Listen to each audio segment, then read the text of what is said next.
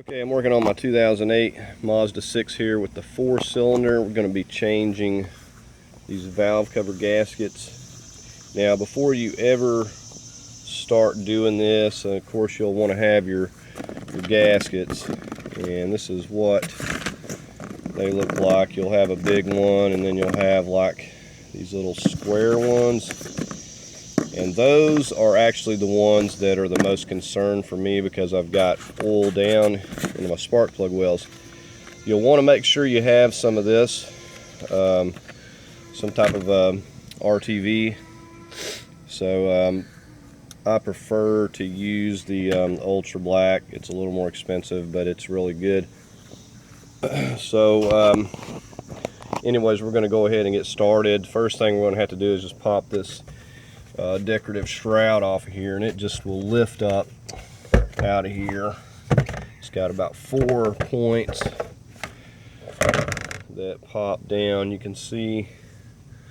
So we'll just go ahead and get that aside, and we'll of course want to go ahead and disconnect our negative terminal there anytime we're working on stuff, and we'll follow up. Okay, so the next thing I'm going to get to work on is disconnecting each and every one of these coil packs here. We've got a couple of these that need to be pried up off here with a screwdriver here and here. Okay, we'll just pull that completely back out of the way for now. We've got another connector right here. Went ahead and push down on that and get that disconnected. Okay, now this thing here has a clip. If you can see under here, all you're going to need to do is pull down on this. You get a screwdriver under here, and you'll push down, and then you'll be able to slide that off essentially. Just push that down, and then it'll slide forward and should come off of there. Okay, and there, that's just slid forward. Now we need to go ahead and pop these up and off here just like we did those other pieces. We'll probably have to use a screwdriver. Okay, right here, push down, disconnect that. And then we can pull this out of the way enough that we don't have to mess with this anymore. And we could also disconnect it right here if need be, if this starts hanging up. Okay, so now I'm just going around this perimeter and getting every one of these 8mm studded bolts. Now when we get back here, there's a little bracket, so we'll have a nut and a studded bolt to remove right there. Also, this vacuum here to squeeze here, and this will pop off. It's not a big deal.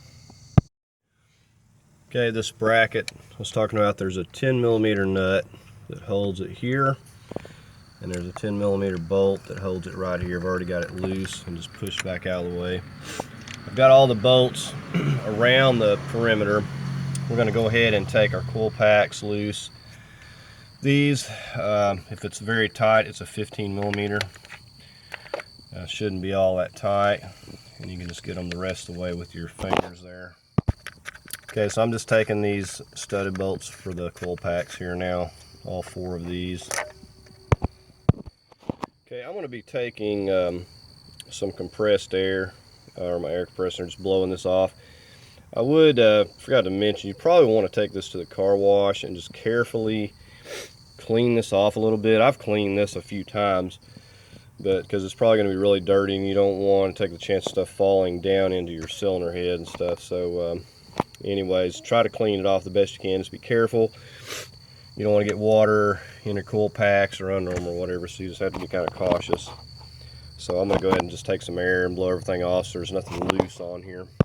Okay, and there's going to be more oil down in there. So these center seals were the most concern for me. It really wasn't leaking bad around the perimeter.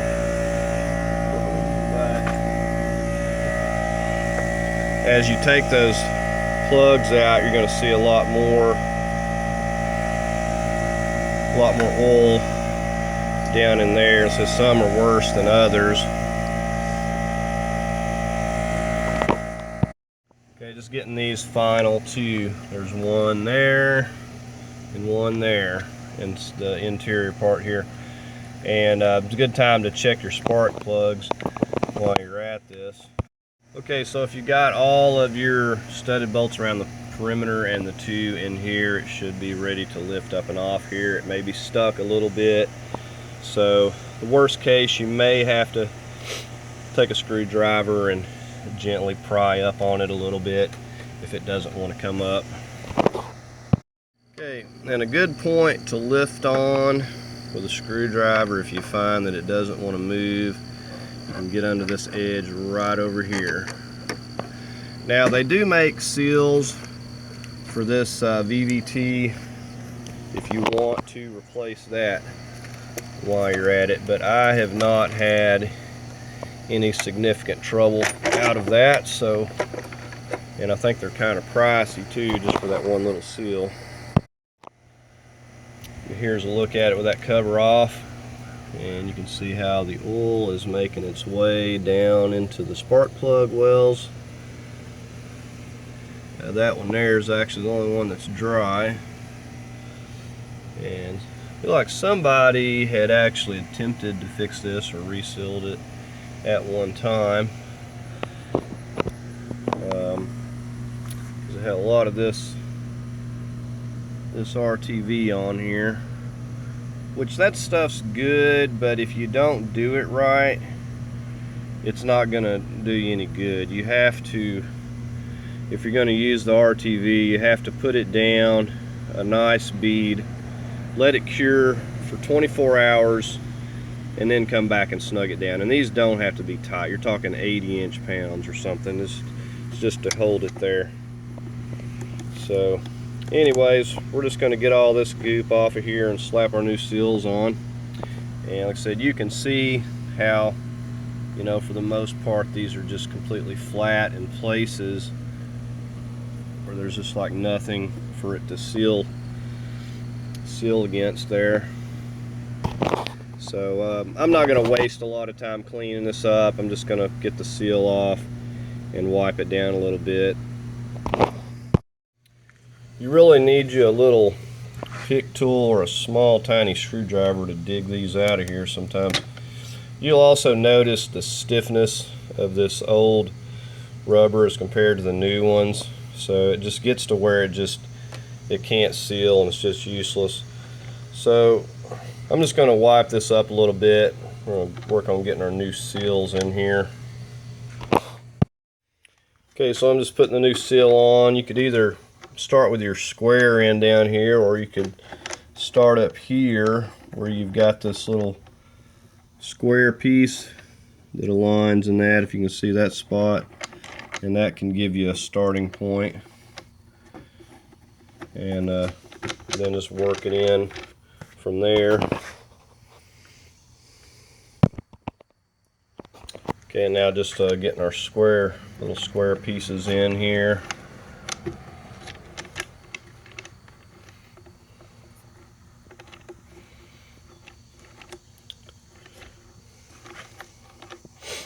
And you'll notice a big difference when you put these on here.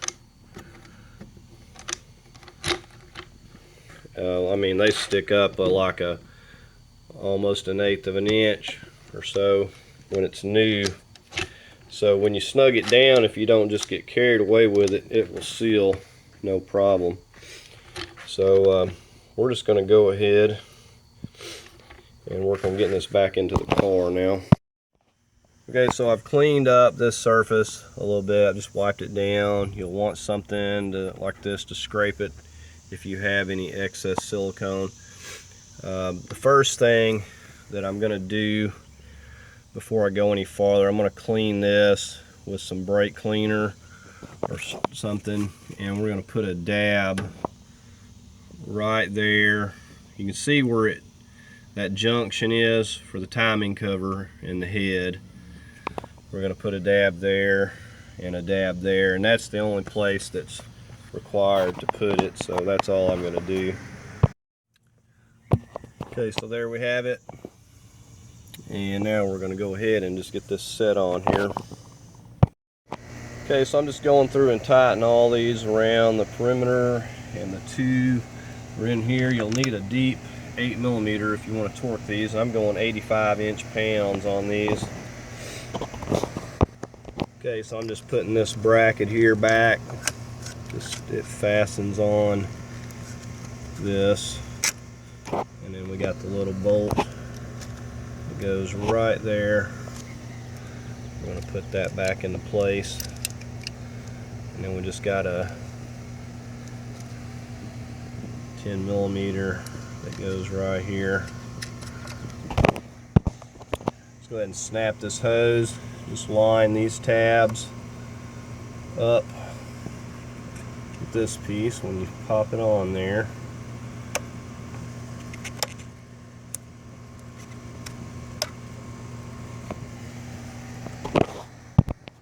I'm going to go ahead and reattach this wire to this clip, and then I'm going to reattach this right here.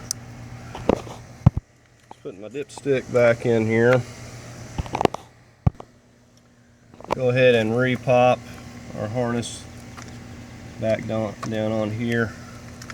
No big deal, just reattach this EVT. Make sure it clips in. Just going through and setting the coil packs back into place. And it's got our studded bolts.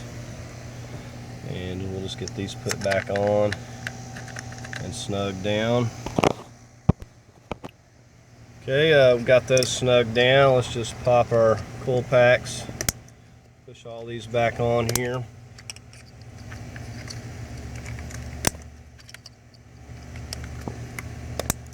And we also got these little clips that just go down over the studs here.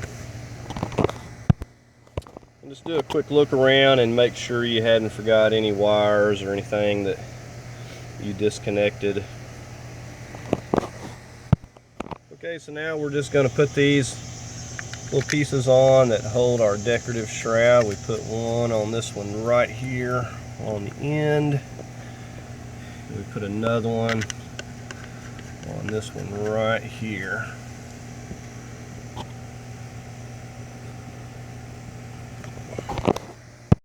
I'm just getting ready to pop this shroud back on here.